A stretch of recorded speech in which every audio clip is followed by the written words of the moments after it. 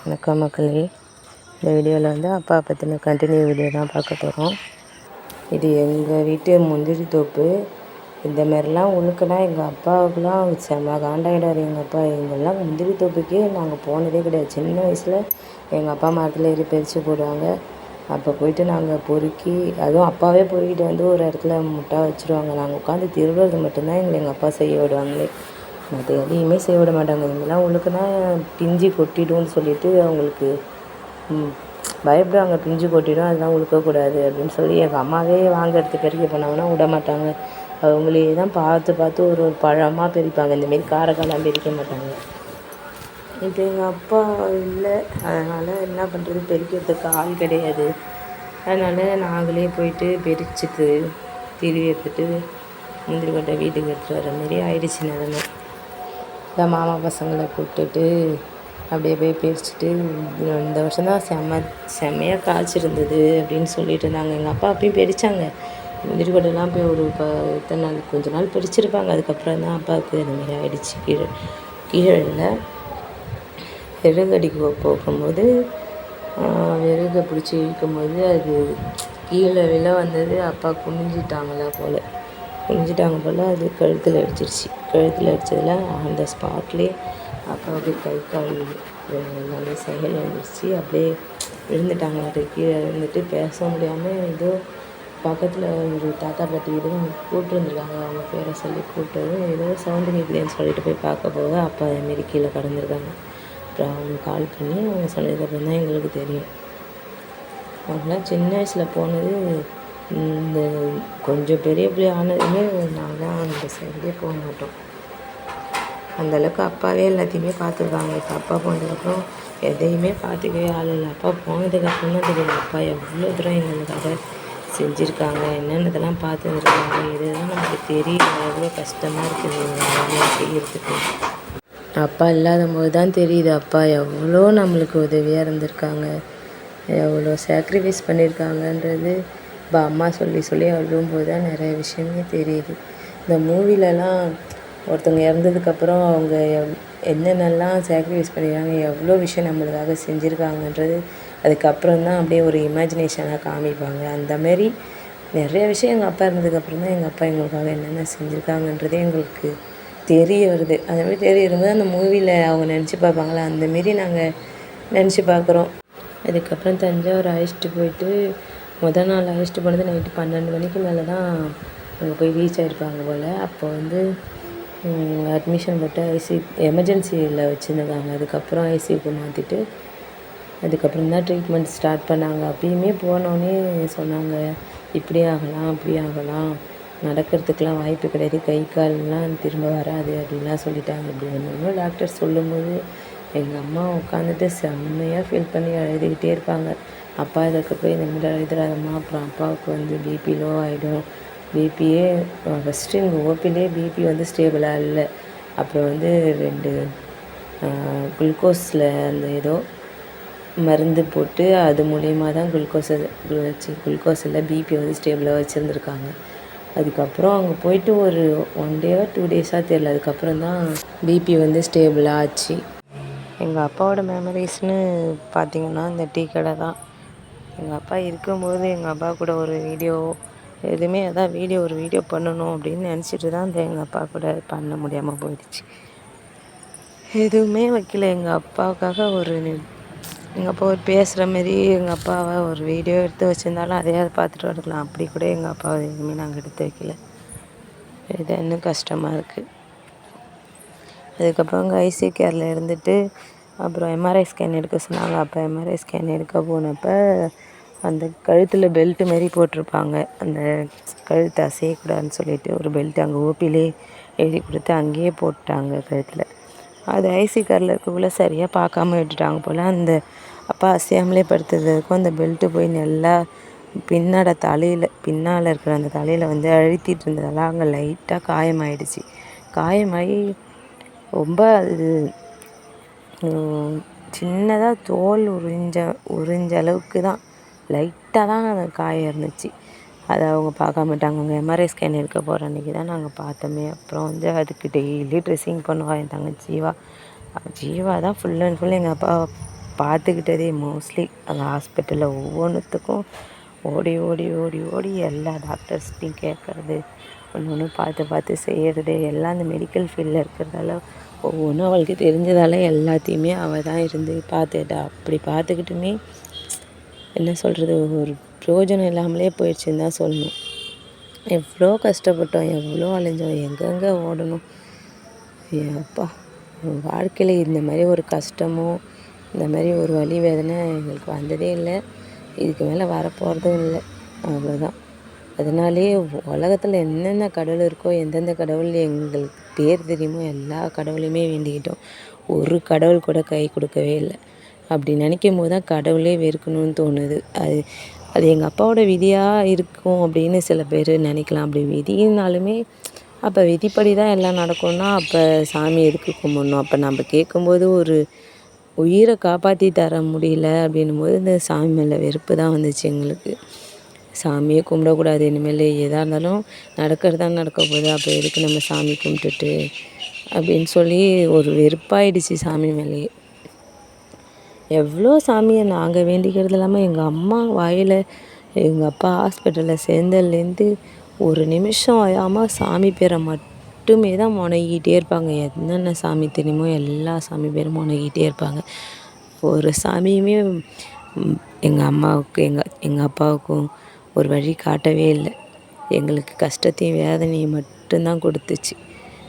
எங்கள் அம்மா அப்பயுமே எங்கள் அப்பாவுக்கு ரொம்ப முடியாத போன கட்டத்தில் சாமி விபூதியை தான் ஃபஸ்ட்டு தேடினாங்க. அதை தேடி எடுத்து எங்கள் அப்பாவுக்கு போய் விபூதி குங்குமம் விடும் ஏதோ ஒரு மாதிரியாக பேசுகிறாங்கன்னு நினைக்கும் போது எங்கள் அம்மா அதை எடுத்துகிட்டு போய் எங்கள் அப்பாவுக்கு விட போகல. எங்கள் அம்மாவுக்கு பொட்டு இல்லைன்னு சொன்னாங்க. நான் தான் வாங்கிட்டு போயிருந்தேன்.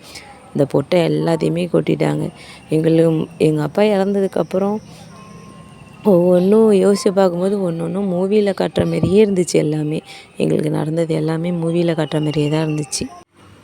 இந்த ஒரு வீடியோ மட்டும்தான் எங்கள் அப்பா ஹாஸ்பிட்டலில் அட்மிட் ஆனப்போ நாங்கள் வச்சுருந்தது. இது ஐசியூ வார்டில் வெளியில் அவங்களோட அட்டெண்டர்லாம் உட்காந்தது. எங்கள் அம்மா அங்கே நின்று பார்த்துட்ருக்காங்க. இதேமாரி தான் உட்காந்துருக்கணும். அவங்க பேரை சொல்லி கூப்பிடும்போது மட்டும்தான் எதுக்காக கூப்பிட்றாங்கன்னுட்டு நம்ம உள்ளே போகணுமே. அது வரைக்கும் இந்தமாரி வெளியிலே தான் உட்கார வச்சுருப்பாங்க.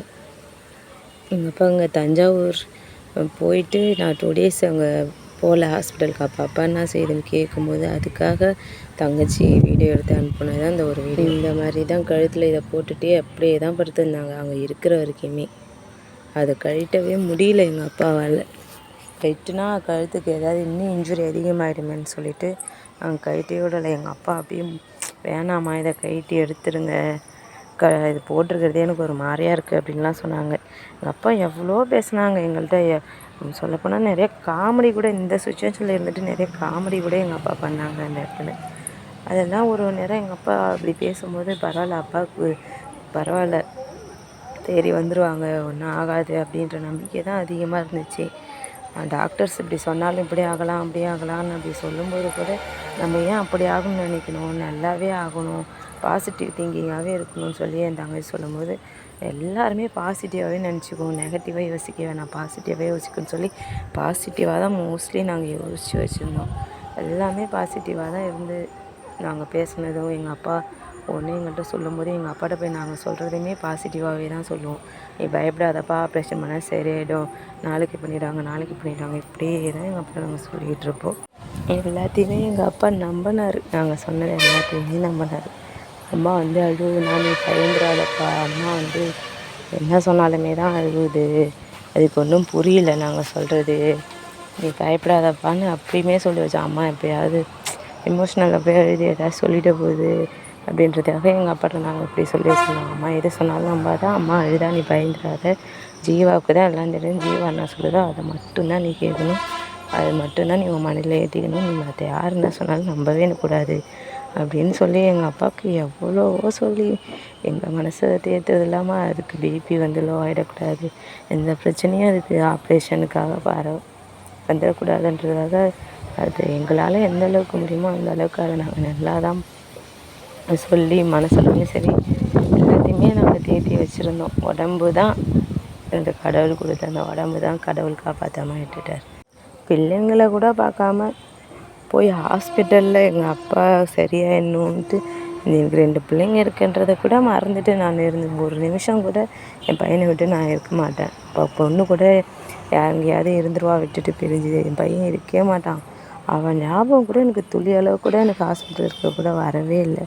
அந்த அளவுக்கு எங்கள் அப்பா மட்டுமே தான் என் மண்டைக்குள்ளே இருந்தார். எங்கள் அப்பாவுக்கு எப்படியா சரியாயிடணும். என் பொண்ணு கூட ஒரு நாள் போய் ஸ்கூலில் எழுதிருக்கு. மேம் ஃபோன் பண்ணி சொல்கிறாங்க, அவங்க மிஸ்ஸு, இந்த மாதிரிலாம் தாத்தாவுக்கு அடிபட்டுருச்சு, தாத்தாவுக்கு ஏதாவது ஆகிடுமோன்னு சொல்லிட்டு அழுவுறா அப்படின்னு மேம் ஃபோன் பண்ணி சொல்கிறாங்க. அப்போ மேம் சொல்லியிருக்காங்க, மிஸ் அந்தமாரிலாம் நீ அழக்கூடாது, அந்தமாரிலாம் பயப்படக்கூடாது, நீ வேண்டிக்கிட்டேன்னா சாமி வந்து தாத்தாவை காப்பாற்றி கொடுத்துருவாங்க, நீ ப்ரே பண்ணால் தான் தாத்தாவுக்கு சரியாகும், நீ நல்லா வேண்டிக்கோ, அழுவாதுன்னு சொன்னால் அப்பா கூட ஓயவே இல்லையாம், தேம்பி அழுவனா அப்படின்னு ஃபோன் பண்ணி மிஸ்ஸு சொல்கிற அளவுக்கு அவங்க ஸ்கூலில் போய் அவ்வளோ ஃபீல் பண்ணியிருக்கா. வீட்டுக்கு வந்து சொன்னால் அவள் சொல்லக்குள்ளே சும்மா சொல்கிறாளாட்டுக்கு அப்படின்னு நான் நினச்சிட்டேன். ஆனால் மிஸ்ஸே அவங்களே ஃபோன் பண்ணி சொல்லும்போது தான் அந்தமாரி தான் எழுதியிருக்கா போலன்ட்டு அப்புறம் தான் நானே நம்பினேன்.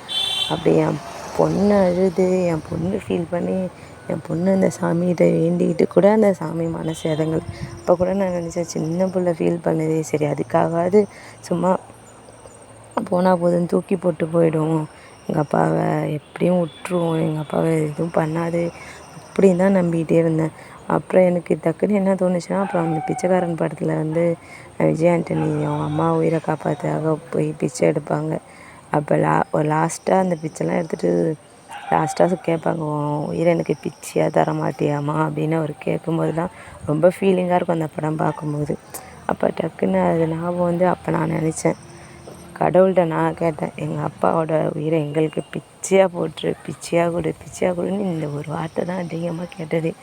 எங்கள் அப்பா உயிரை பிச்சையாக கொடுத்துருன்னு தான் கேட்டேன். எவ்வளோ கேட்டுமே மனசு இறங்கவே இல்லை இந்த கடவுளுக்கு.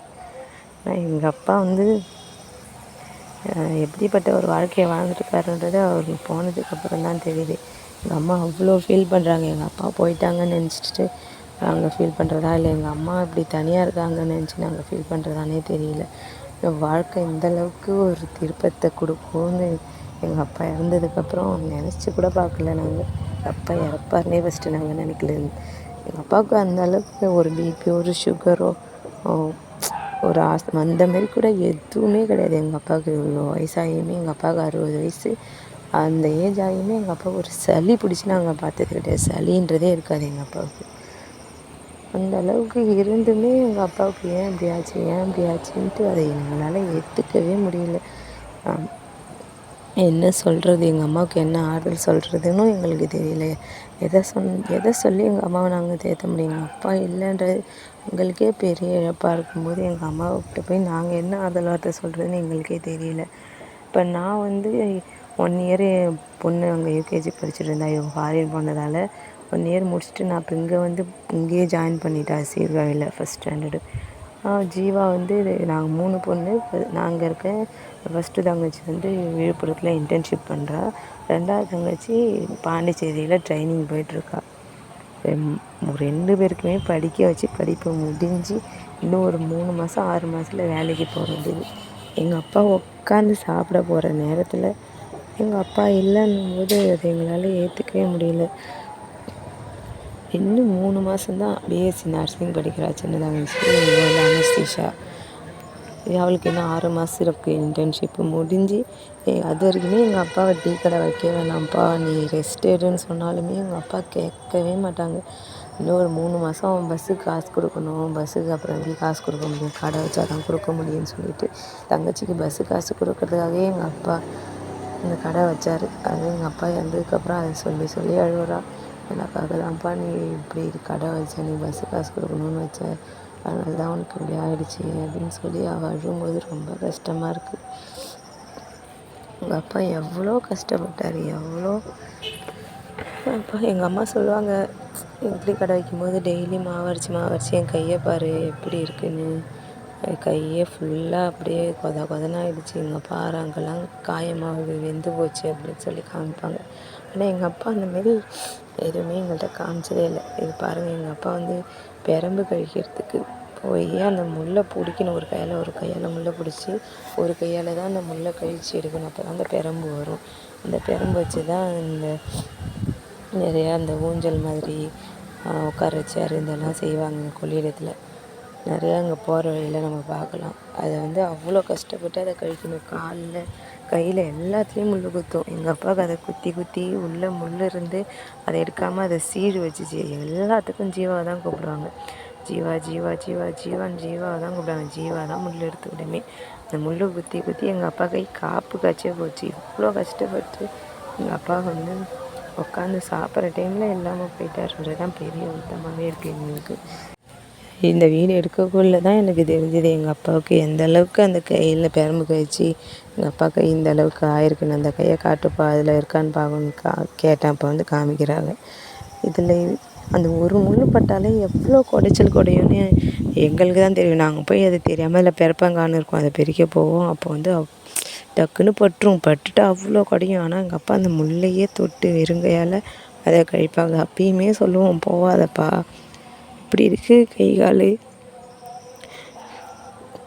போவாதப்பா, ஏன்பா இப்படி கஷ்டப்படுற, டீ கடை மட்டும் அது குடிமோன்னு வைக்க வேணான்றோம், நீ கேட்க மாட்டேன், சரி அதை மட்டும் பெருமைக்கெல்லாம் போவாதன்னா எங்கள் அப்பா கேட்கவே மாட்டார். அப்போ நாங்கள் வந்து ஸ்கூல் படிக்கும்போது அந்த டைம்லலாம் இந்த அளவுக்கு எங்கள் அப்பா கஷ்டப்பட்டதில்லை. இப்போ எனக்கு கல்யாணம் பண்ணிவிட்டு இப்போ 2 தங்கச்சி படிக்க வைக்கிறதுக்காக மட்டுமே இவ்வளோ கஷ்டத்தை எங்கள் அப்பா தாங்கிட்டு இவ்வளோ சேக்ரிஃபைஸ் பண்ணி எல்லாமே செஞ்சு இப்போ இல்லாமல் போயிட்டாங்கன்ற போது ரொம்ப வலிக்குது. அதனால் பேரண்ட்ஸ் இருக்கும்போது அவங்கள எந்த அளவுக்கு ப்ரொடெக்ட் பண்ண முடியுமோ, அவங்களுக்கு எந்த அளவுக்கு ரெஸ்ட் கொடுக்க முடியுமோ கொடுத்துருங்க. அவங்க இல்லாத போது நம்ம இதை செய்ய முடியலையேன்னு நினைக்கும் போது அது நினைக்கிறதே வேஸ்ட்டு. எங்கள் அப்பா வந்து காலையில் 2 மணி 2:30 மணி இந்த டைமில் எழுந்திருப்பாங்க. காலையில் நாங்கள் தூங்கி எழுந்திருக்கும் போது எங்கள் அப்பா அந்த படுக்கையிலே இருக்க மாட்டாங்க. நாங்கள் நினைப்போம், ஆனால் ஒருத்தருக்கு சொல்லிக்கிட்டதே இல்லை. எங்கள் அப்பா இறந்ததுக்கப்புறம் தான் எங்கள் அப்பாவை பற்றி பேசும்போது ஒருத்தருக்கு ஒருத்தர் இந்தமாரி தான் மனசில் நினச்சிட்டு இருந்திருக்கோன்றது எங்களுக்கே தெரியுது. நான் நினைப்பேன், எங்கள் அப்பா வந்து 6 மணி வரைக்கும் தூங்கணும், இந்தமாரி அந்த டைமில் எழுந்திரிச்சு அது டீ கடை பற்ற வைக்க போகிறது ரொம்ப கஷ்டமாக இருக்கும். அந்த டைமில் நம்ம ஏஞ்சி எங்கேயோ கிளம்பணுன்னா, ஏதோ ஒரு இடத்துக்கு போகணும், நம்ம இன்றைக்கி போகணும், இந்த டைம் கிளம்புனா தான் சரி வரும் அப்படின்னு என்றைக்காவது ஒரு நாள் நம்ம ஏஞ்சிருக்கணுன்னா கூட அவ்வளோ கஷ்டமாக இருக்கும். ஏஞ்சிருக்க முடியாது. ஆனால் எங்கள் அப்பா தினம் எங்கள் அப்பா வாலிப வயசாக இருக்கும்போதே இந்த டீ கடை ஸ்டார்ட் பண்ணிட்டாங்கன்னு எங்கள் அம்மா சொன்னாங்க. எங்கள் அப்பாவுக்கு இப்போ ஒரு 60 வயசு இருக்கும். எங்கள் அப்பா வந்து ஒரு 45 வருஷமாக அப்படி தான் எழுந்திருக்குறாங்க 2:30 மணிக்கு. ஒரு சில நேரம் எங்கள் அப்பாவே மறந்து போய் தூங்கிட்டாலும் டீ குடிக்க வரவங்க காலையிலே வந்து எழுப்பி விட்ருவாங்க. இப்போ ரீசெண்டாக இப்போ நான் அந்த 1 இயர் எங்கள் வீட்டில் இருக்கும்போது என் பொண்ணு படிக்கிறதுக்காக அப்போது ஒரு நேரம் டைம் தெரியாமல் 1:30 மணிக்கெலாம் போய் டீ கடை பற்ற வச்சுருக்காங்க. 1:30 மணிக்கு ஏஞ்சிட்டோம், தூங்கினா திருப்பி தூங்கிட்டா டைம் ஆகிடும் அப்படின்னு சொல்லிவிட்டு அந்த 1:30 மணியாக இருந்தாலும் பரவாயில்லன்னு எழுந்து போய் பற்ற வச்சுருவாங்க. அப்போ கேட்கும், என் தங்கச்சி கேட்கும், ஏன்பா இப்படி ஏஞ்சிருக்கிற, லேட்டானாலும் பரவாயில்ல 4 மணிக்காக போய் பற்ற வைப்பான்னா, அப்போ லேட்டாக போய் பற்ற வச்சா உனக்கு எப்படி நான் பஸ்ஸு காசு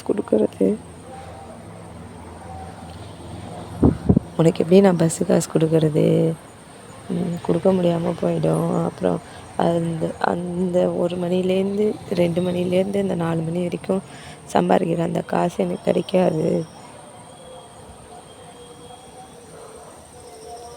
அதனால் இந்த டைமுக்கு எஞ்சால் தான் கரெக்டாக இருக்கும் அப்படின்னு சொல்லுவாங்க.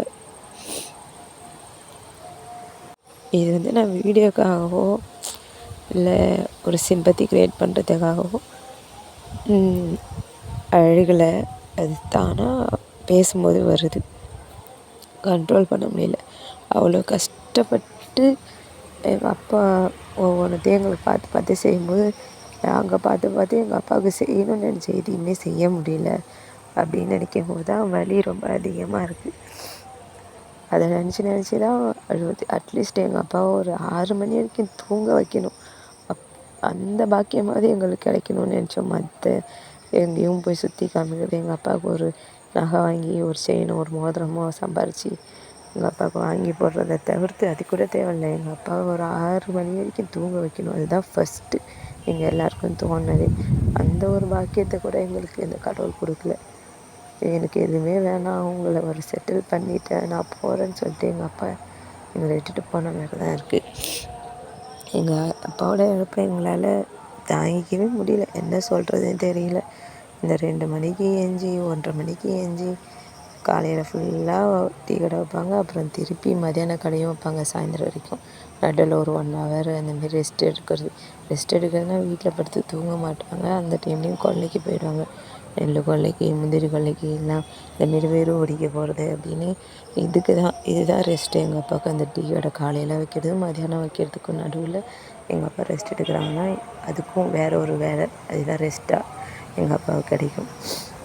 அப்படியே நான் நினைப்பேன், நிறையா வாட்டி நினச்சிருக்கேன் இந்த 1 இயரில் எங்கள் அப்பா காலையிலே அந்த 2 மணிக்கு எழுந்திருக்குதுல, இப்போ நம்ம அலாரம் வச்சு எழுந்திரிச்சி எங்கள் அப்பா வீடு எடுக்கணும். அதுக்கு டீ கடை பற்ற வைக்கிறதுலேருந்து விடிகிற வரைக்கும் எங்கள் அம்மாவை இட்லி கடை எப்படி எடுத்தனோ அந்தமாரி எடுக்கணும் அப்படின்னு நினைப்பேன்.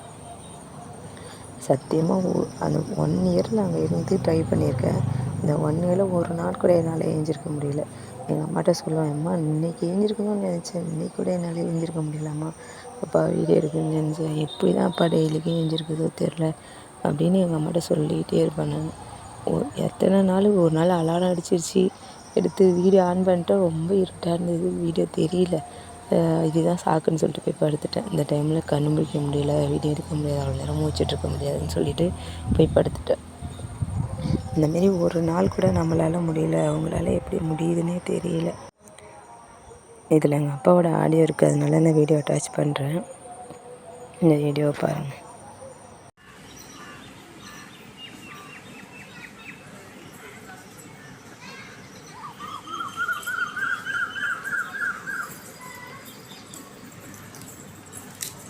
இது ஃபுல்லாக உனக்கு முள் குத்தி தான் அப்படி கருப்பு கருப்பாச்சா? எவ்வளோ பெருசு பெருசாக இருக்குறான் விரல்.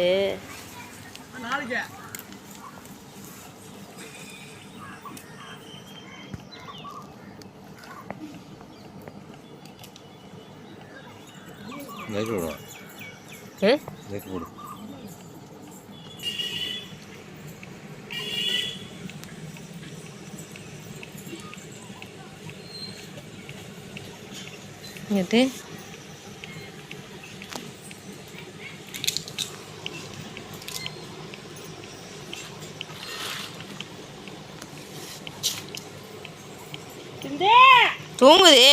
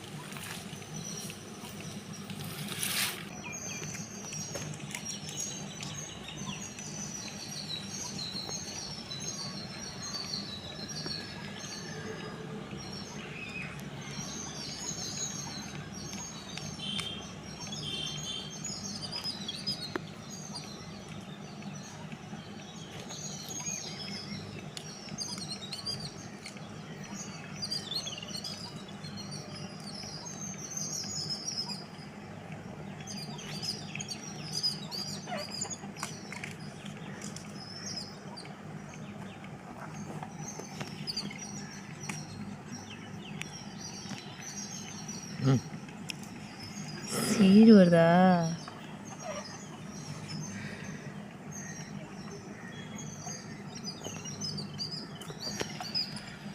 முள் வச்சு சீடு.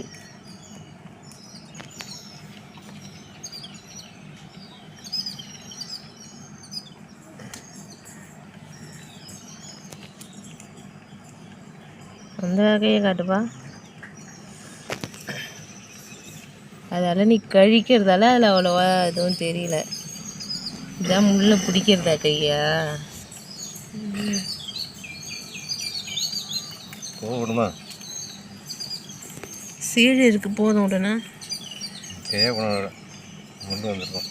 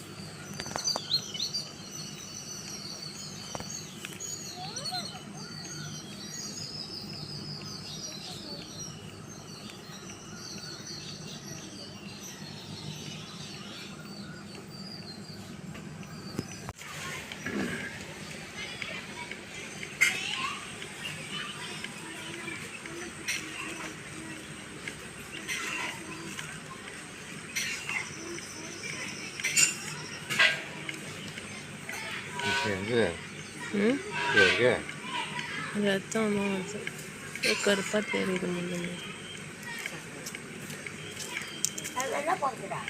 ஐயோ மண்ணை கொண்டு கொட்டியே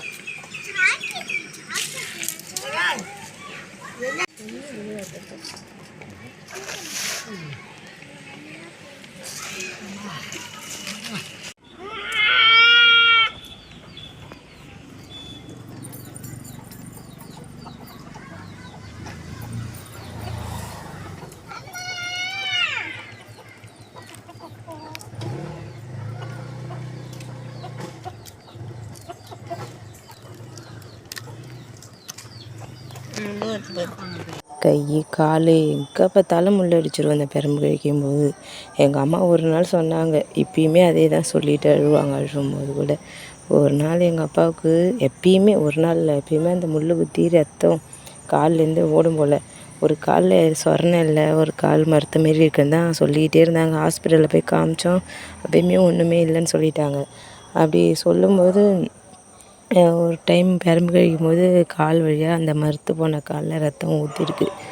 அது கால் வழியாக ரத்தம் ஊற்றுதுன்னு கூட தெரியாமல் எங்கள் அப்பா வந்து பெரம்பு கழிச்சிருந்துருக்காங்க. அப்புறமா காலில் செப்பலை கழட்ட போகும்போது தான் செப்பலை கழட்ட முடியாமல் அந்த காலில் ரத்தம் வந்து செப்பலோடு ஒட்டிகிட்டு இருந்திருக்கு. அதுக்கப்புறம் அந்த காலை கூட செப்பல்லேருந்து பிச்சு எடுக்க முடியல, அந்தளவுக்கு ரத்தம் ஊற்றி கால் போய் பதிஞ்சிருக்கு. அந்தளவுக்குலாம் கஷ்டப்பட்டு அந்த காப்பு காய்ச்ச மாரி இருக்குது. கை காப்பு தான் காய்ச்சிருக்கு. காப்பு காய்ச்சிருக்கு. எப்படி இருக்கு போகிற அந்த இடம் பிக்கவே முடியல. ஸ்கின்னு மாதிரியே இல்லை அது. இந்த இடம்லாம் இன்னும் மோசமாக இருக்குது. ஒரு தடவை இது மாதிரி தான் சீழ் வச்சு டீச்சடி அவன் வாய் மூஞ்செல்லாம் எடுத்துச்சு. சீழ் ஓடிச்சு சிந்து ஒரே பெரம்பு கழிச்சு எங்கள் அப்பா அதுவும் ஒரு கத்தை கழிச்சோன்னா 300 ரூபா. இதுக்காக அவ்வளோ கஷ்டப்பட்டு அவ்வளோ ரத்தம் செஞ்சுருக்காங்க. எந்த கஷ்டத்தை சொல்கிறதுனே தெரியல.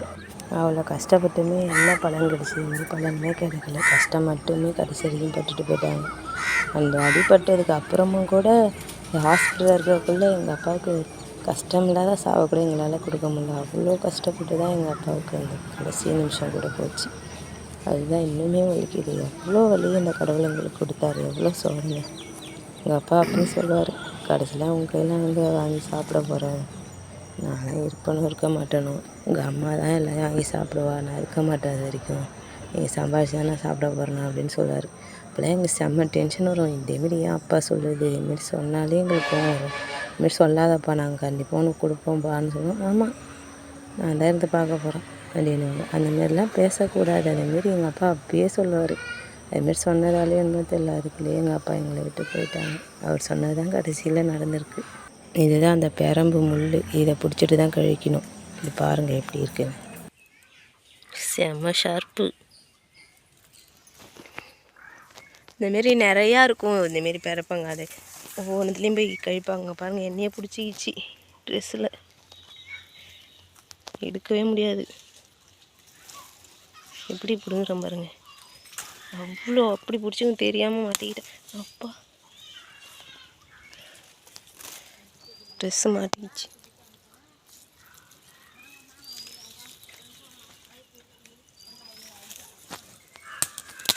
எப்படி சத்தம் நல்லா புட்டிங்கி ட்ரெஸ்ஸுலேயே முள் மாட்டினாலும் மாட்டிக்கும்.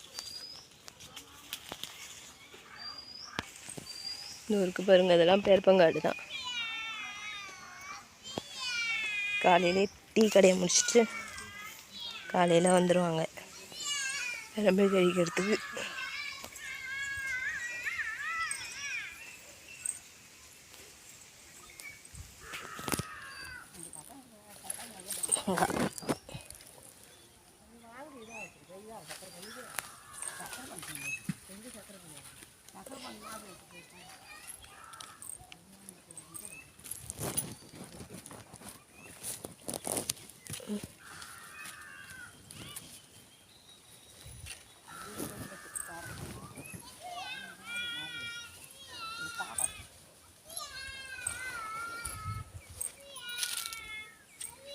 இங்கே ஒரு மாங்காய் மரம் இருக்குது.